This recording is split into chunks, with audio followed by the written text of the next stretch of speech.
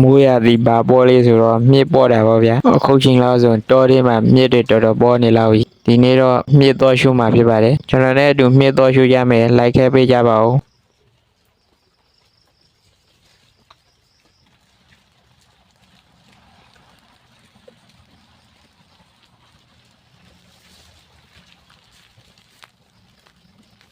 ဝရုံတော်ထဲတာရောက်ပြီ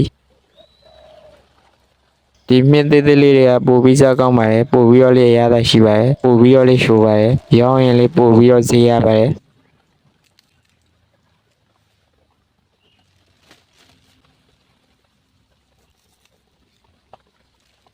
မြင့်သေးသေးလေးတွေခူးပြီးဆိုတော့မြေကြီးတွေရှိတဲ့နေရာကိုတော့ကြမယ်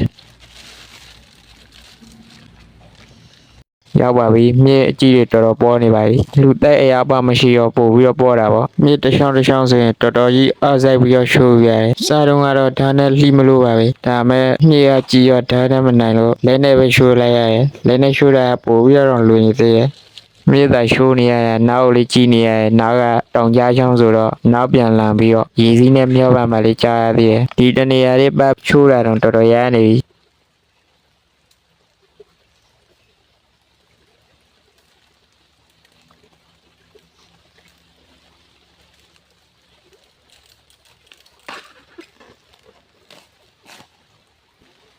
မိုးများတော့ရေကြီးတယ်တော်တော်ရေစီးတန်တယ်ဒီချောင်းက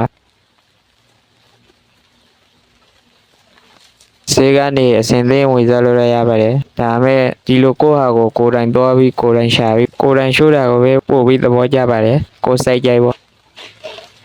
ဒီမြေတွေကိုမပြောက်ဝဲဒီတိုင်းရှယ်လို့ရှိရင်ခါပါတယ်နင်းနေတော့ပြောက်ရပါတယ်မိုက်ဆွေတို့ရောမြေကိုမပြောက်ဝဲဒီတိုင်းရှက်တာလားပြောက်စရာမလိုပဲဒီတိုင်းရှယ်လို့ရတဲ့မြေတွေလေးရှိပါတယ်ဒါမဲ့ဒီမှာတော့မရှိပါဘူးအဲဒါကြောင့်ဒီမြေတွေကိုပြောက်ပြီးမှရှယ်လို့ရတာပါပြောက်ရင်လည်းတရေလောက်ခန့်အောင်တည်တည်ရှာရှာလေးပြောက်ရပါတယ်မြေလေးတော်တော်လေးရနေပြီဆိုတော့ကျွန်တော်တို့ပြန်ကြပါမယ်